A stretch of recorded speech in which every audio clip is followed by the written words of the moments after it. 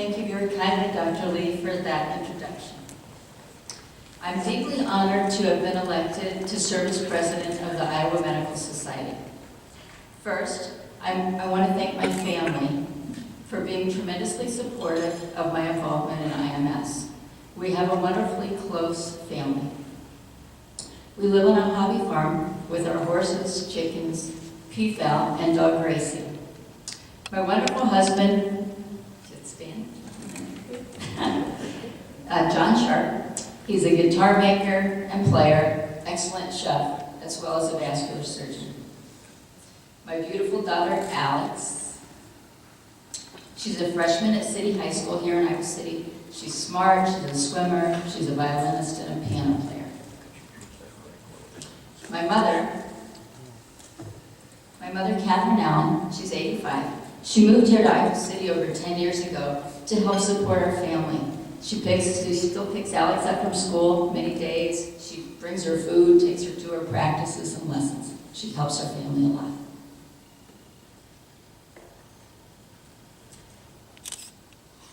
I believe IMS can play an influential role in helping shape a better and brighter future for Iowa's patients, medical students, and physicians. But I'm a big believer in learning from the past. I think history often predicts the future, and we ignore it at our peril. A bit of history.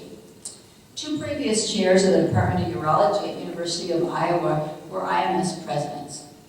Nathaniel Alcock in 1950 and Reuben Flachs in 1973. During Reuben Flachs' tenure as president, James Bishop, who was board chair at the time, said, "The doctor is badgered and frustrated by increasing encroachment of the government with its blizzard of paperwork, its restrictions, and its broken promises." Despite the warnings and objections of medicine, Medicare and Medicaid were launched. According to advance notices, no one was to be the object of charity, and each could choose his own doctor, who would be paid his usual fee. As we know, this has become a farce at fee reductions, retroactive refusal to pay hospital bills, and dire warnings of disciplinary measures if we fail to shape up to regulations, sometimes before they are written. Yet some can't wait for total government health care. Sound familiar? It appears that we are struggling with some of the same issues that we were 40 years ago. My vision as president of IMS is to facilitate effective ways to approach the problems we face so that we can achieve real progress in solving them, so that we can practice medicine to the best of our ability, with the best interest of society in mind, and so that ultimately we can get real meaning out of our work, including the work we do teaching and learning from each other, as well as teaching and learning from our patients. Allow me to tell you a little bit about my personal history with medicine. The first physician I remember ever being aware of was our local small-town Indiana doc, Dr. Hal Reinerson, a GP. I remember him coming to my aunt's house next door to see someone who was ill and to give several of us kids immunizations, shots. I don't remember the shots hurting, but I do remember him giving each of us our syringe to keep, and what fun it was to play doctor with them later. One night, a glass ceiling light broke and cut my ankle. Dr. Reinerson met us at the local emergency room in the middle of the night and stitched me up. Another time, I had a severe ear infection that I definitely remember because it was so painful, and Doc treated it. It was Doc who took out my tonsils. I was lucky to be a pretty healthy kid, and when something happened, Doc could fix it. Dr. Reinerson smoked. I remember how he would draw deeply on his cigarette and smoke would come rolling up toward the ceiling. He would smoke one after another. The ashtray on his desk was always overflowing.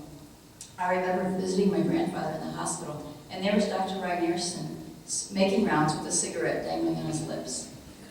Before examining my grandfather, he placed his lit cigarette on the bedside table.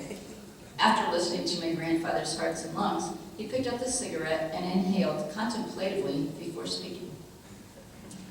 Once, as a little kid, I discovered a large book in the office next to one of his exam rooms. It was full of big words and complicated drawings. I recall feeling a little disappointed because it seemed to me that he had to cheat from time to time. He must not have had all the answers right there in his head like I thought he did. At some point, I started to see things differently. I started to think that maybe the existence of the big books like that meant that I could learn the answers too. Maybe I could learn to take away pain and make people better. I started to dream of becoming a physician.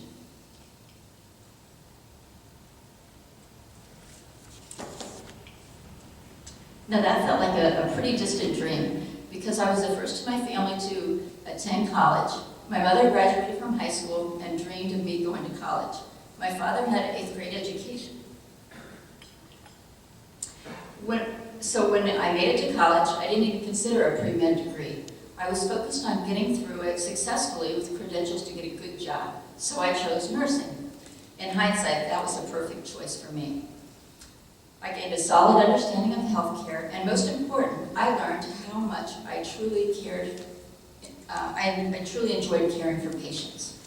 My first job was at NIH, working on a rheumatology floor with very ill patients who suffered from lupus and horrible rheumatoid arthritis.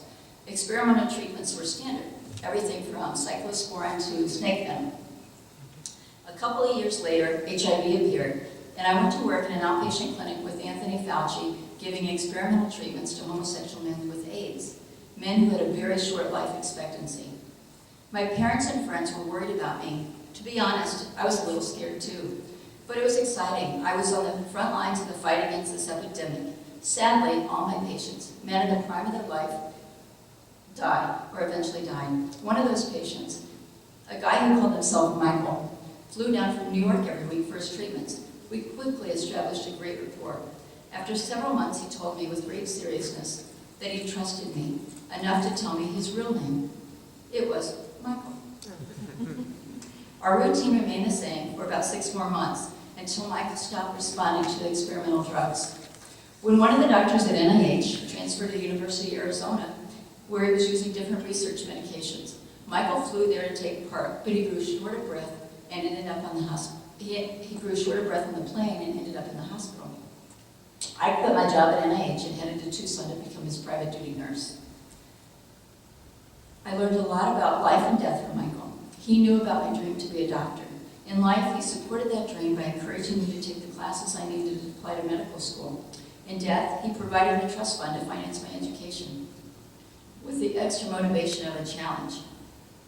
I had to get accepted to medical school within 2 years. On a warm, sunny day in January, I did get accepted to medical school at the University of Arizona. It was one of the best days of my life.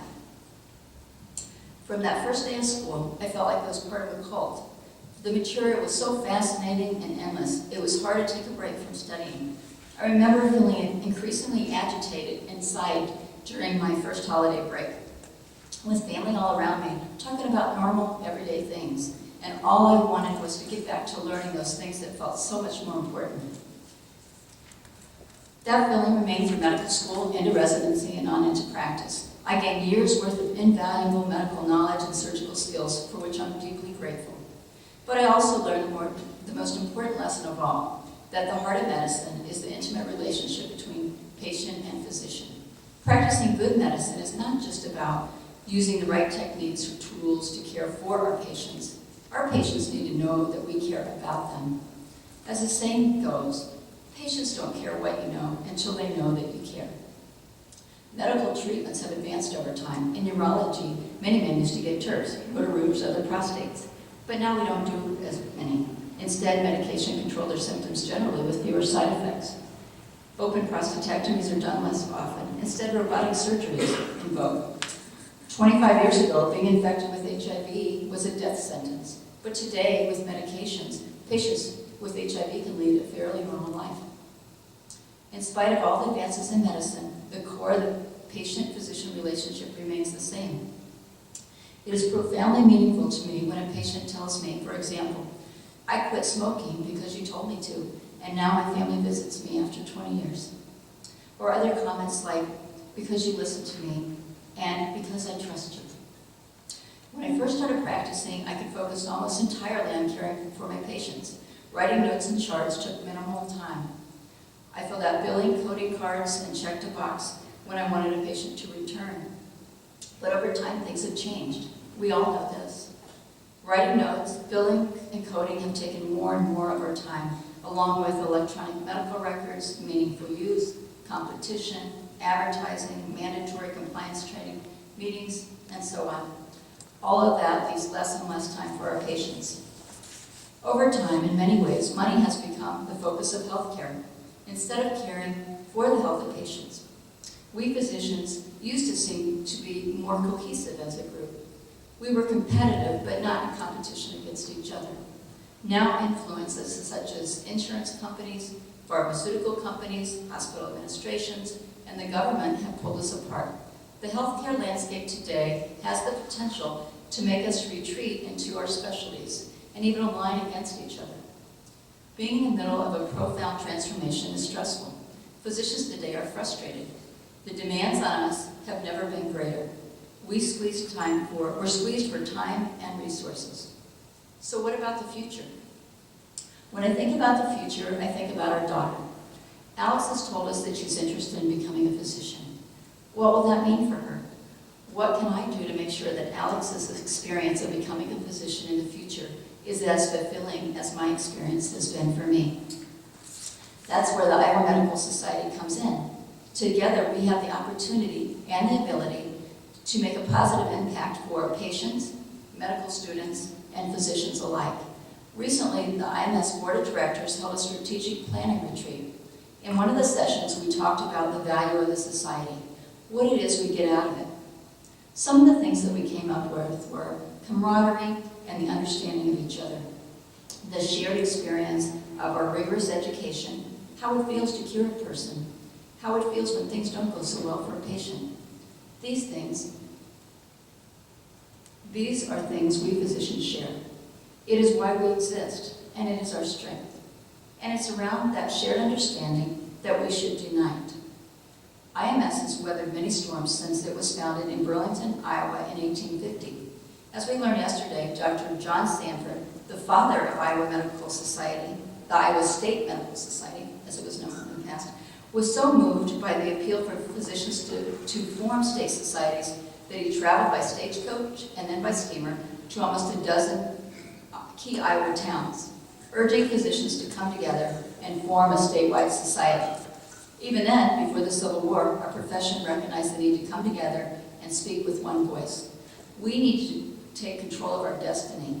Physicians need to be leaders, not just in their practices and in hospitals, but also in the State House and in Washington. We need to lead the evolution of healthcare, not spend our precious time trying to fight against what others are doing to us and to our patients. We are the guardians of and advocates for excellent medicine, with the ultimate responsibility to do what is best for our patients. It is up to us to make sure the relationship between the physician and the patient remains at the center of our daily practice and doesn't get pushed aside as new and expanding outside influences come into play. Dr. Reinierson was not a GP, he was a doctor. In his day, that was enough. There are no doctors anymore. There are family physicians, neuro-ophthalmologists, dermatopathologist, pediatric orthopedic oncologist. That should be a good thing, and in most ways it is. It allows our patients to access amazing expertise and improve their quality of life. But it also becomes a challenge to confront. IMS is the organization to unite the profession. As the only statewide organization for all physicians in Iowa, IMS is the vehicle that can bring us together and give us a stronger voice for influence in the state and nationally. What is IMS doing now? I mentioned the IMS Board Strategic Planning effort. We launched this work in December, beginning with a survey of the members and non-members to find out what they expect from a statewide medical society. We're following up with phone calls to those physicians who indicated in the survey that we could call them and discuss their concerns in more detail. We're pleased to have Claire Kelly, our new Executive Vice President, assisting us in this major planning effort. I'm confident the Iowa Medical Society is ready to adapt to meet the needs of Iowa physicians in the years ahead. What can you do? I urge you to stay involved and to get your colleagues involved. Remember, IMS is your safe place. a place where your issues will be heard and where your colleagues will understand. Your input here is an incredibly valuable way to help drive change, or at least to help determine how we're affected by it. The challenges are daunting, but we have so much going for us here in Iowa. We deliver excellent care. We have a tremendously talented workforce. We have 2 excellent medical schools filled with bright young medical students who are working hard to secure their future in medicine. Let's make sure we seize the opportunity to shape our future and give the physicians of tomorrow, maybe Alex among them, the chance to experience the same rich rewards that we have enjoyed as physicians serving the people of Iowa.